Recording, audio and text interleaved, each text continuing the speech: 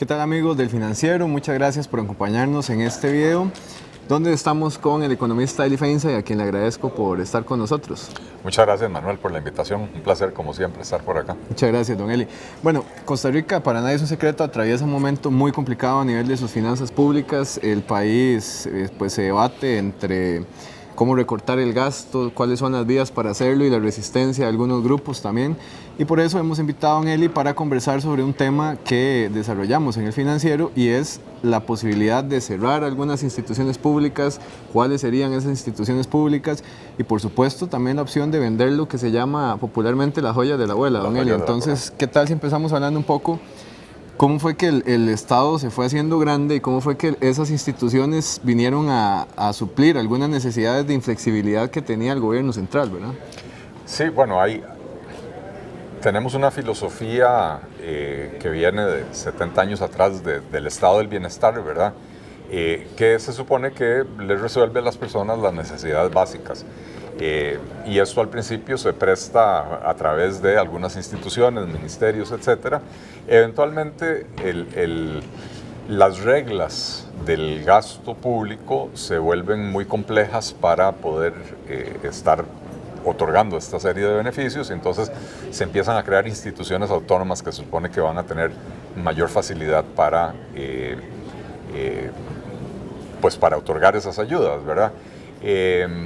Y no solo para otorgar las ayudas, también tenemos las aventuras del Estado empresario, ¿verdad? Que vienen desde los años 50 del siglo pasado, y que entonces para que estos organismos puedan funcionar con ciertas libertades como tienen las empresas y no con las restricciones del sector público, se crea el concepto de la institución autónoma, de las empresas, las sociedades anónimas del Estado, etcétera, ¿verdad? Que no solo les dan la mayor flexibilidad para llevar a cabo su cometido, sino también mucha mayor flexibilidad para disponer de los dineros de una manera que, sin los controles que tienen las instituciones estatales, pues ha llevado a lo que tenemos hoy en día, ¿verdad? Que es una proliferación de puestos, de jefaturas por todas partes, de jefes sin subalternos, escalas salariales realmente insostenibles, la multiplicación de los pluses salariales, ¿verdad? Y entonces, pues sí, al final de cuentas hemos terminado con un aparato estatal enorme, a pesar de que la sabiduría popular dice, y sobre todo proviniendo de la izquierda, que el Estado ha sido desmantelado en los últimos 30 años, lo cierto es que nunca ha crecido más el Estado en términos del número de instituciones que se fueron creando que en estos últimos 30 años, ¿verdad? Entonces, hoy tenemos 320 y resto instituciones existentes, muchísimas con funciones duplicadas, otras cuyos objetivos iniciales ya dejaron de existir, ya se cumplieron, o la necesidad que iban a suplir ya dejó de existir, ¿verdad? Pero la institución ahí sigue, ¿verdad? Y entonces ha representado un costo enorme para la economía. Noel, justamente uno de los temas que analizamos para el especial que llevamos en el Financiero sobre este tema es un poco el comportamiento de cuándo es donde se dispara la creación de nuevas instituciones, ¿verdad? Y vemos que a partir de los 60, bueno, por supuesto que en los 40s y 50s hubo pues una creación bastante importante de instituciones, sí, con las reformas, pero con la nueva constitución, pero luego viene un pico nuevo que es en la década de los 70s y hasta los 2000, ¿verdad? En los últimos 11 años, del 2011 al 2019, se crean apenas 2 instituciones.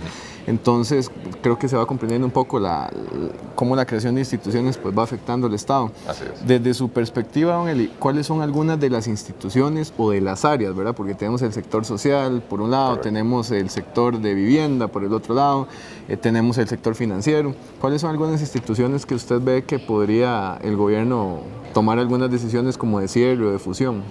Bueno, es que en todas partes, ¿verdad? Empecemos por el área social. Llegamos a tener 44, 45 programas de combate a la pobreza.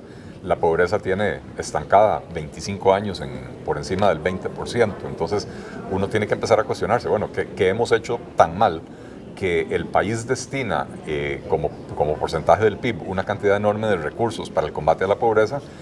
Proliferaron las entidades de atención a la pobreza y sin embargo la pobreza no disminuye, ¿verdad?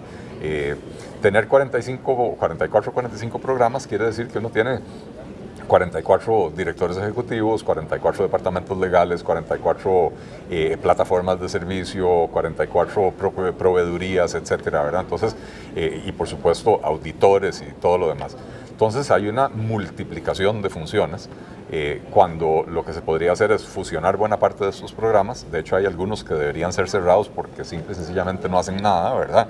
Recientemente se dio a conocer el caso de una entidad que otorga becas en Punta Arenas, específicamente para la provincia de Punta Arenas, que se comió todo su capital y la entidad sigue existiendo, manteniendo, creo que eran 7 funcionarios, gastando varios cientos de millones de colones al año sin otorgar más becas. Y entonces, y con una cartera morosa sorprendentemente alta, ¿verdad? Entonces, hay algunas de ellas que por algunos de esos programas podrían desaparecer, otros deberían de fusionarse, de manera que por lo menos en lo que son los gastos administrativos de los programas podamos ahorrar una buena cantidad de recursos para que ojalá así un poco más de recursos le llegue a la gente pobre que los necesita, ¿verdad?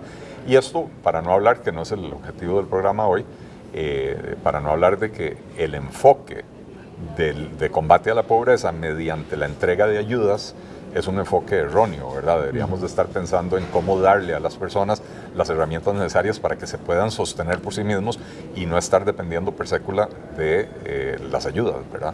Creo que ese es un tema muy interesante que podemos tocar más adelante, sobre Correcto. todo cuando tengamos los datos más nuevos de pobreza que se publican hacia final del año, ¿verdad?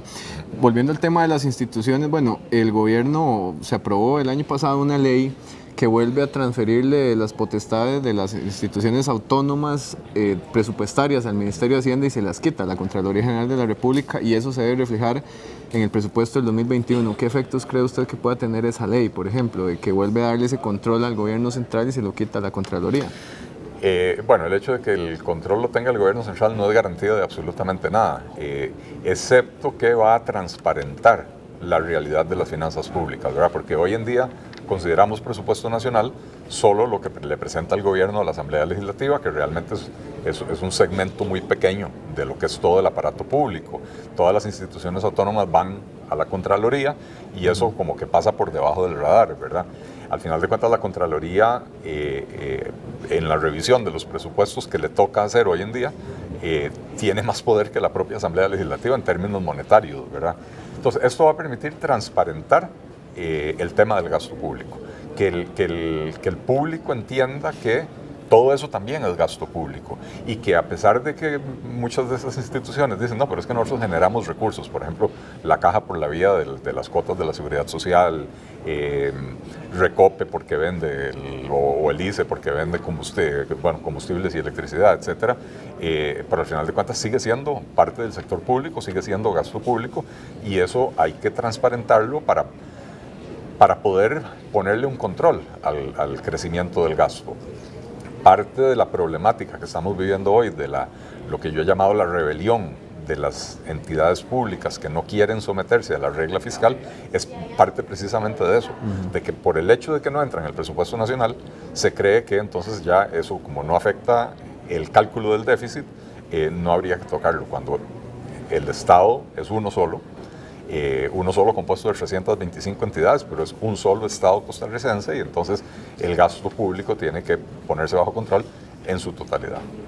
Don Eli, un par de sectores o si se quiere, ministerios que se pueden considerar los reyes de las instituciones desconcentradas y autónomas son el Ministerio de Obras Públicas y Transportes y el sector cultura. Correcto. En el Ministerio de Obras Públicas, bueno, tenemos a todos los consejos, el de Nacional de Vialidad, el de Transporte Público y demás. Las hermanitas perversas que decía don Luis Guillermo Solís. Bueno, sí, así los calificó don Luis Exacto. Guillermo, correcto. ¿Qué acciones cree usted que se podría tomar ahí? Porque, bueno, si vemos, el Consejo Nacional de Concesiones fue recientemente fortalecido con una ley que se aprobó, impulsada por la diputada Silvia Hernández, pero los otros consejos no deberían de tener pues, mayor funcionalidad que volver a hacer unas direcciones dentro del ministerio, ¿verdad? Deberían de ser direcciones dentro del propio ministerio. Nuevamente se ahorran gastos administrativos porque cada consejo tiene su director ejecutivo, su junta directiva a la que se le pagan dietas, tiene su propio departamento legal, tiene todo el andamiaje de una entidad pública. Cuando al final de cuentas la gente hoy dice es que el MOP no hace nada, recordando que hace 40 años el MOP hacía carreteras, hacía puentes, ahora no, ahora el MOP las carreteras importantes las tiene el CONAVI. El MOT, al final de cuentas, de ahí anda ahí de apaga incendios, básicamente, ¿verdad? Y el modelo este de los consejos no ha funcionado efectivamente, ¿verdad? No tenemos un gran desarrollo de obras de concesión como para que podamos decir el Consejo de Concesiones ha servido para algo. No tenemos la infraestructura nacional, la red vial nacional ni está creciendo al ritmo que la economía necesita, ni está en un estado de mantenimiento digno de una economía con el nivel de desarrollo de la costarricense. Entonces el CONAVI pues tampoco ha cumplido con su función. Seguridad vial ni hablar, ¿verdad? Deberían de regresar al ministerio. Debería de promoverse, sí, más obra pública por la vía de la concesión de obra, las alianzas público-privadas, porque cuando yo hablo de volver al Ministerio de Obras Públicas y Transportes, tampoco se trata de convertirlo en un mamotreto enorme, un elefante blanco que tampoco por su excesivo tamaño logre hacer las cosas, ¿verdad? Nuevamente, no se trata de reducir el aparato estatal por el solo acto de reducirlo. Si bien es necesario recortar el gasto público, y en esto quiero ser muy claro, yo sí hablo de recortar el gasto público, porque hasta ahora lo que se ha hecho en la reforma fiscal y otros proyectos son intentos de contención, lo cual quiere decir que se va a limitar el crecimiento, no que se va a recortar el gasto, ¿verdad? Entonces es necesario recortar el gasto, pero tampoco puede ser un recorte indiscriminado. Tiene que ser un recorte con sentido. Por ejemplo, una idea que yo he propuesto: deberíamos crear un solo Ministerio de la Producción que recoja a todos los ministerios que tienen que ver con producción: agricultura, comercio exterior, economía, industria y comercio, el ICT, etcétera, y reunirlos en un solo ministerio. No solo por el ahorro que esto generaría, sino por lo que esto implicaría en términos de la formación de política pública. Hoy en día, un grupo de presión, digamos, sector arrocero, ahí se reúne con el ministro de Agricultura dice, sí, tienen razón, vamos a otorgarles X. Él no tiene que pensar si ese X le puede generar un encadenamiento de demandas de los industriales, de los comerciantes, de los operadores turísticos. No tiene que pensarlo porque no es su responsabilidad. Si hacemos un solo Ministerio de la Producción, cada vez que el ministro se sienta a negociar con un grupo de presión y el grupo de presión exige A, B o C, él tiene que estar pensando, bueno, mañana me voy a reunir con otro. Hoy me reuní con los agricultores, mañana me voy a reunir con los industriales. Y va a tener que pensar en la forma de hacer una política de desarrollo que sea global, que sea congruente, que sea coherente, en vez de tener políticas independientes que muchas veces son contrarias la una a la otra, una para agricultura, una para el sector comercio, otra para el sector industrial, otra para el sector turístico, que es lo que tenemos hoy, una dispersión de políticas públicas que impide que el Estado tome un rumbo claro.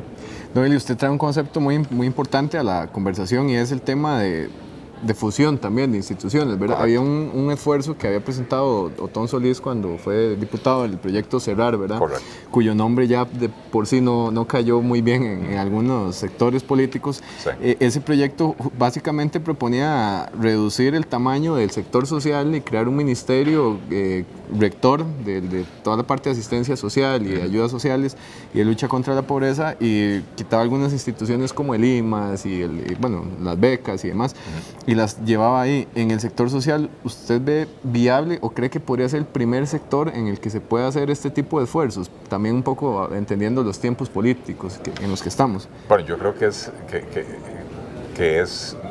no sé si hablar del primero. Yo no veo por qué no hacer en simultáneo la creación de un ministerio de asistencia social que reúna todos estos 40 y resto, las funciones del IMAS, más las otras 40 y pico programas que existen, ¿verdad? Que lo reúnan en una sola figura, porque eso no se podría hacer simultáneamente con la creación de un ministerio de la producción, ¿verdad? Y entonces ahí nos ahorramos, no sé, 20, 30 instituciones que hoy en día de por sí no están cumpliendo un rol importante. El momento político nunca es bueno. Nunca es bueno porque siempre va a haber oposición. Usted va a cerrar un programa y aunque las personas de ese programa se puedan trasladar, porque si el programa cumple un cometido y las personas tienen funciones significativas, simplemente se van a trasladar del programa X al Ministerio Y, ¿verdad? Aún así va a haber gente que va a perder el empleo, porque si uno va a reducir la estructura administrativa, si uno va a eliminar departamentos legales, si uno va a unificar las ventanillas de atención al público, etcétera, va a haber gente que se va a quedar sin empleo. Entonces, oposición siempre va a haber. Momento político ideal, el único que me puedo imaginar sería demasiado perverso, que es que el país colapse y que en una situación de una crisis extrema nos veamos obligados a hacer ese tipo de cosas, ¿verdad? Yo quisiera que el país encuentre la fuerza de voluntad y la convicción de hacer estas reformas antes de provocar un descalabro económico.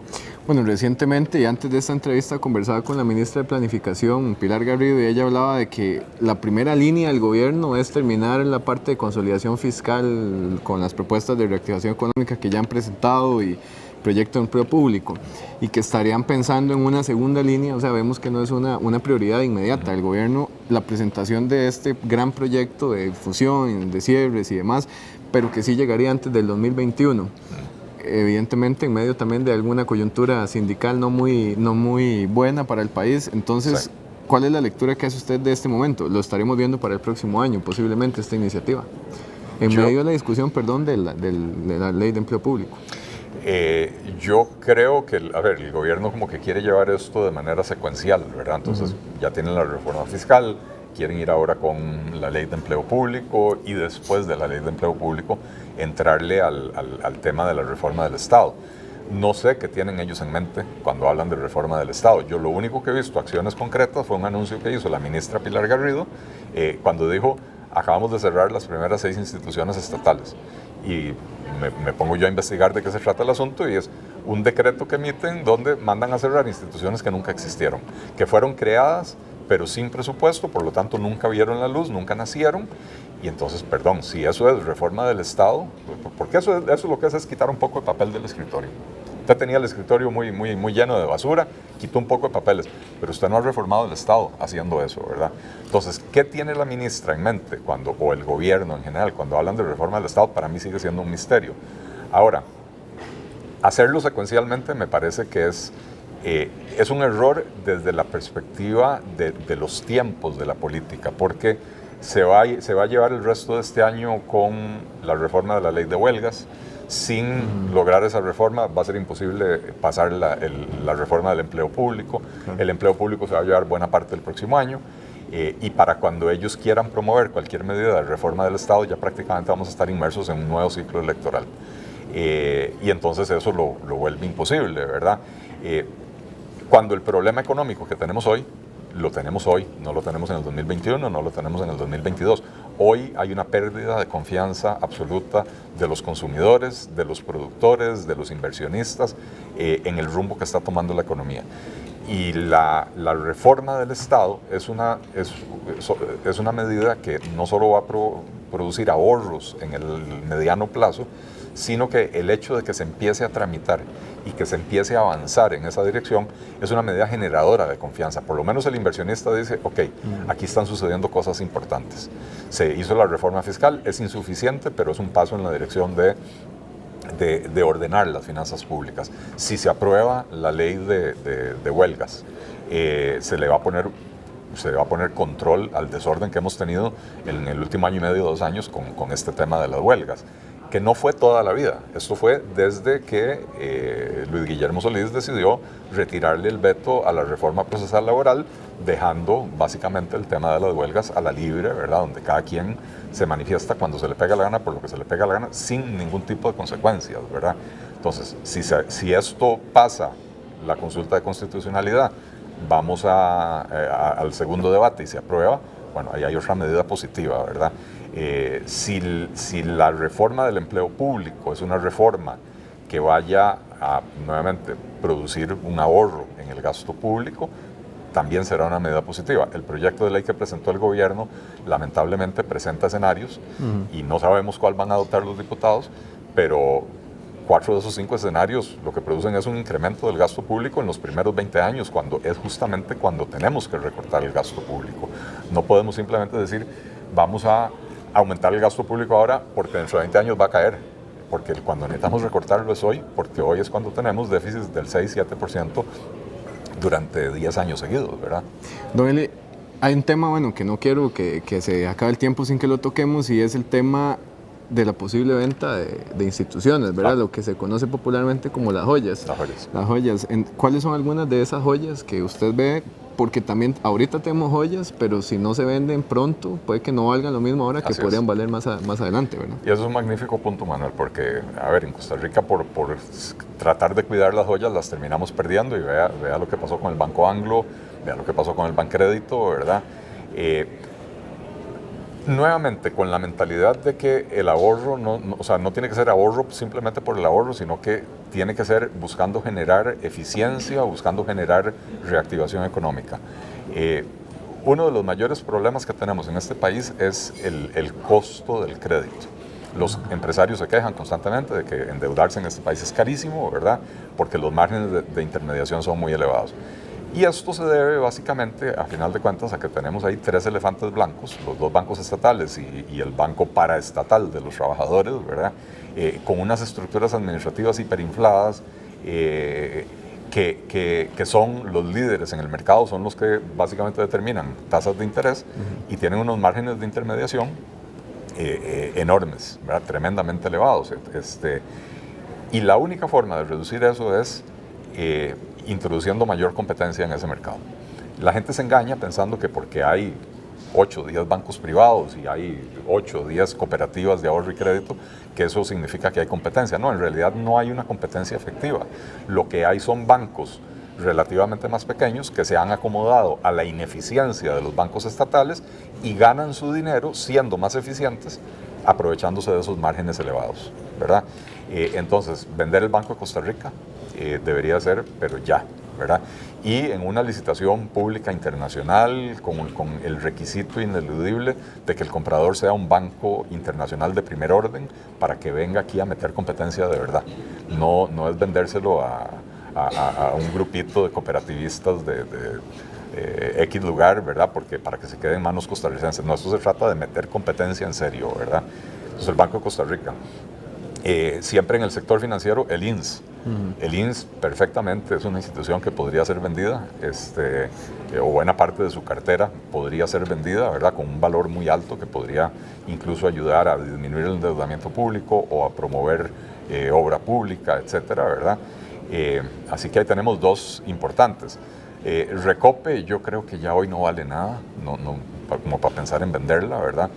Recope habría que cerrarla y crear una oficina que administre los poliductos y los tanques de almacenamiento, y que se lo alquilen a las empresas petroleras que quieran importar petróleo a Costa Rica. Entonces ahí hay almacenamiento, ahí hay poliductos, cobran un peaje, se transporta los combustibles por ahí. Noeli, disculpe que le interrumpa. De hecho, usted ya toca un punto muy importante, y es, bueno, habla de empresas que son muy vendibles porque están muy bien, Banco de Costa Rica y el INS. Tenemos a Alice, que está en una situación financiera complicada, pero que en otro tiempo era una joya muy valiosa, y que no deberíamos dejar que se siga depreciando. Y por otro lado, bueno, usted toca Recope, ahí hay otras instituciones como la FANAL, ¿verdad? Que son más pequeñas, correcto, que de pronto podrían servir también. También. Sí, o sea, instituciones como FANAL no van a hacer la gran diferencia, pero FANAL hace rato habría que venderlo. O sea, yo no entiendo un Estado costarricense que monopoliza la producción de alcohol para después emborrachar a la gente y el mismo Estado proveerles los servicios de desintoxicación, ¿verdad? Eso para mí no tiene ningún sentido. Y sobre todo que es una fábrica muy mal manejada, que está desperdiciando, era un país donde la gente consume bastante licor, que esa fábrica tenga pérdidas 4 años de cada 5, realmente no tiene mucho sentido, ¿verdad? Lo del ICE es un tema políticamente complicado, porque en el momento en que usted propone vender el ICE, se acabó el mundo y se bloquea el país completo, ¿verdad? Entonces yo creo que en el tema del ICE habría que sí promover una apertura en la generación de electricidad, promover también la eficientización de la operación del ICE, y esto implicará en alguna medida que habrá que recortar esa planilla, ¿verdad? Que es enorme, pero lo que ha hecho el ICE en los últimos años no podemos permitirlo, ¿verdad? Construir plantas hidroeléctricas al doble o al triple del costo, con atrasos de años y a veces décadas, construir plantas eólicas a 3 veces el costo inicialmente considerado, ¿verdad? Porque ese es el otro gran problema del que se quejan los empresarios en este país. Hablamos del financiero, ¿verdad? El costo del endeudamiento, pero el costo de las energías es otro de los grandes problemas, ¿verdad? Y el tercero es el costo de la contratación de personal, ¿verdad? Que ahí eso no lo resolvemos vendiendo instituciones. Pero el tema del ICE es crucial, abrir la generación y la distribución a mayor competencia, para obligar al ICE. Vea lo que pasó con los bancos estatales. Siguen siendo ineficientes. La gente temía que con la apertura iban a quebrar, iban a desaparecer, que los bancos privados se los iban a comer. Y no sucedió eso, siguen siendo dominantes, ¿verdad?